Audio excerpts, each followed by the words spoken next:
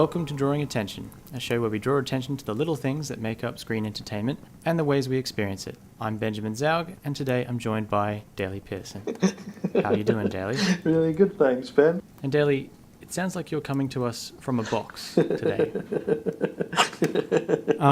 So, Daley, just a little bit about yourself.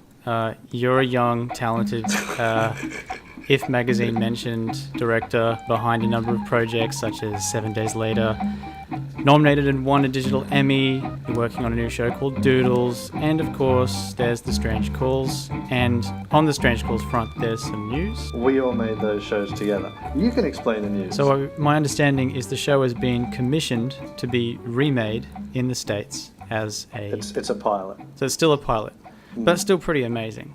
Is it? Yeah. Is it? Do you find that amazing? Like, actually find that amazing? Yeah. But other Australians have had that happen. Did you find that equally amazing? No, because I didn't know them personally, and I didn't work on the show, so that changes everything, doesn't it? Did you? Yeah, that changes everything. And you worked even on the pilot before anyone was involved. We made that together. But well, I held the clapperboard, and then I synchronized some sound. At 2 a.m. in So I Coolidge. felt really special. What was the other one remade recently? The Slap. Did you like The Slap? I don't think I ever saw a full episode. Shame on you, it's a good show. What else? Miles Barlow was recently remade, and that was remade as a review with Forrest somebody. But there's a really hilarious comedian called John Daley, or Andy Daley. I think they're brothers. Andy Daley, who's part of that, and he's on the Comedy Bang Bang podcast, one of the podcasts I listen to. So there's been a few. I guess it's cool. Yeah, it's really cool because it feels like homemade. I think that's the difference. It feels like it's and I think the reason you think it's cool, or I think it's cool, is because it feels like it shouldn't have happened. Well, I think it's a bit of a weird show in some ways to see on US TV. I don't think there's anything like The Strange Calls on TV in the US. No, I think that's what we both find interesting about it, that it's very weird. I don't think there's comedies that look anything like The Strange Calls version of comedy. They keep that. I hope they keep it. Who knows? So, Daley, basically when I was thinking about what to talk with you about for a quarter hour, naturally I jumped straight to nostalgia for the 80s and 90s. So let's face it. I don't know how that's become a thing, but yeah, okay. Well, you have that in spades. You don't agree? No, I do. It seems like it's being like a thing that stuff that... But anyone who's worked with you for even a short period of time is going to hear about some 90s film very quickly. But isn't that just like the equivalent of like you're just hearing about a film? No, but if you work with someone from the 50s, wouldn't they talk about stuff that happened in the 40s because they grew up with it? Like, it's not specifically that I like 90s stuff. I just grew up around that stuff. To drill down more specifically, I want to focus on the VHS cassette.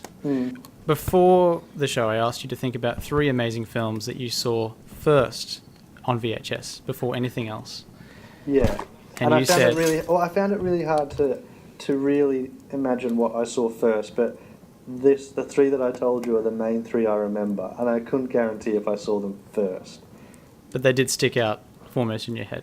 They're the ones that I know that I watched on VHS. So you had down The Mask, Terminator 2... Yes.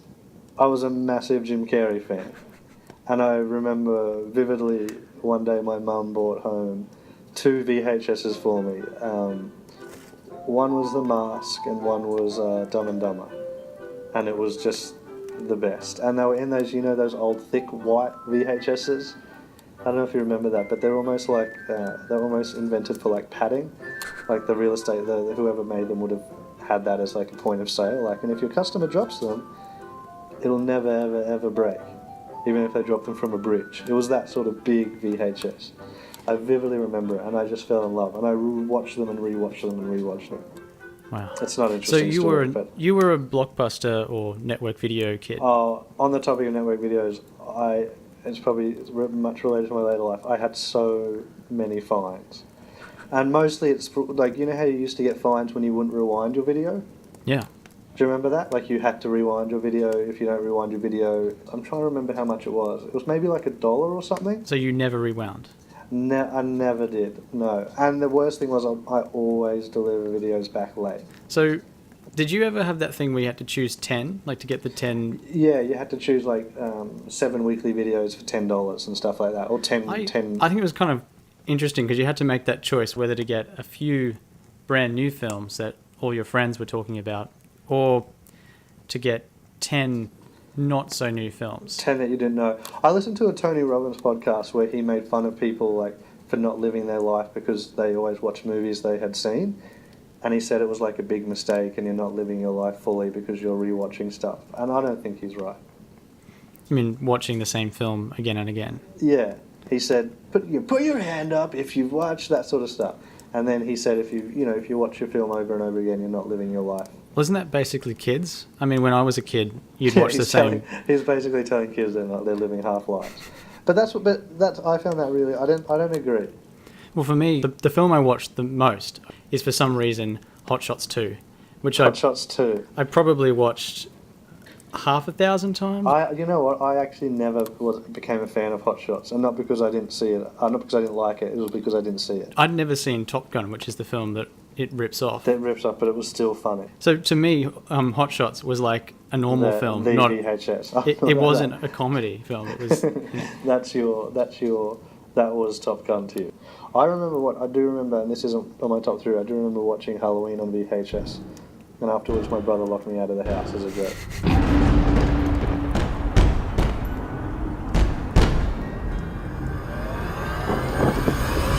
I was so terrified.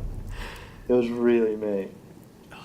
It was so mean. I remember trying to watch Alien, or Aliens, I'm not sure which one, and that ruined me. That's so strange. I've heard that Alien is everyone's horror film. I was never scared by Alien. I just loved it as a film. I'm not scared by films. I get terrified. But Alien I was not scared of. I just really loved it. I'll tell you which one wrecked me, which was a film I saw first on VHS, which was Jurassic Park. And Were you terrified of Jurassic Park? I was at the time when I saw it, and I saw it 2 years after it came. Because I lived rural, and I rarely got to go to the cinema because it was 2 hours away at least, and so I would hear about all these cool films from kids, and you had to walk 2 hours to your cinema. Drive 2 hours. But eventually, I saw Jurassic Park like 2 years after it came out at someone's house on vacation, and so you didn't see it at the cinema. No, which is really sad, isn't it? I can't remember where I saw it. But it doesn't really matter because it doesn't. That's the interesting thing. I think you don't remember films being 4:3, having wobbly, shitty VHS sound and low resolution.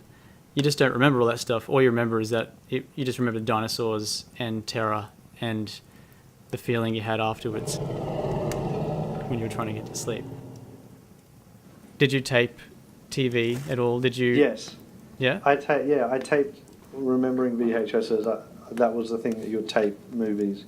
And then it came in that your VCR could line up movies, like, what do they call it now, DV or whatever? Yeah, so I learned to do that, and it was really great. And I vividly remember I was too young and I wanted to watch Universal Soldier because I was told there was a scene where he makes a necklace out of ears or something.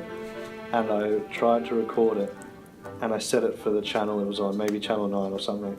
And then I was really depressed when I woke up the next morning, and I remember it was probably, I think it must have been the weekend because I had my best friend over, and I was like, don't you worry what we're going to do with our afternoon. I recorded Universal Soldier, and then in the end it was like the news. I clicked it to the wrong channel or something, and I was so depressed. That is awful. I remember it was a very similar thing. I recorded one film, and then straight after on the same channel was another film that I also wanted to record that I didn't know about. And so it only got 20 minutes through it. No, I accidentally rewound instead of just continuing the record. And And I wiped out the movie I actually wanted the most. Wrong. The worst part, if you missed a movie, yeah, I know. You had to wait 2 years before you could record it again. Yeah. And did you accidentally sort of record a bit of an ad a lot of the time and then have to listen to that ad again and again and again every time you watch the movie? I remember actually really trying to record like a really clean version of the movie where I'd stop it just as the ad began and I'd start it again just as the ad stopped. That's an art. It was an art because I'd really have to start recording just as it went a bit black. And they'd mix, like, unfortunately TV stations would mix a bit of music over that transition point. Yeah.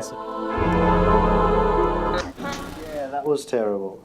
I started editing on a VHS. I remember that.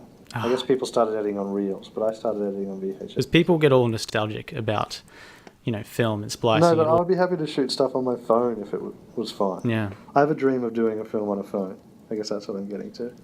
Yeah. Well, or Paranormal Activity, for instance. What was that recent one with the monster in New York? And Cloverfield. Yeah. I remember during Cloverfield, a guy came in and he asked me to take my feet off the seat. And I remember getting really angry. I'm abnormally angry. And I didn't say anything. I just was inside. I was really angry. And I was trying to figure out why I was so angry. I really just felt like throwing or breaking something. And then when I walked out, the Cloverfield, some of the ads had, warnings that the motion may make you sick and all that sort of stuff. And I think that's what it was. Yeah, people had really bad reactions to that. No, I think that's what it was. I remember him saying, "Could you please take your feet off your seat?" And I just got really angry at him. How dare you interrupt something I paid $20 for? And I'm not that sort of person. And then I looked at that poster going out, So and I thought, brought the that worst must have out. been it. Yeah, it must have been. But that was shot on what? What was that shot on? It was shot professionally. It just shot to look like that. Oh yeah, I don't like that. Oh, you felt that perhaps it should have been shot on an actual, webcam? On a Commodore 64. Yeah. It should have been. What has been fun. And I get why the producers wouldn't want to. No, because they can't go back once they've done it. Yeah, but that's the point. I'm always surprised. You still watch major network shows like The Good Wife or anything you can think of really on mainstream telly, and they shoot a webcam shot, but it's always an Alexa shot with the crappy filter, which is those interlaced lines, the horizontal lines. And they place, and no webcam looks like that at all. It's that's what CCTV camera looked like maybe, forever, back in the VHS days. Now CCTV camera looks like the red camera. Yeah, I know.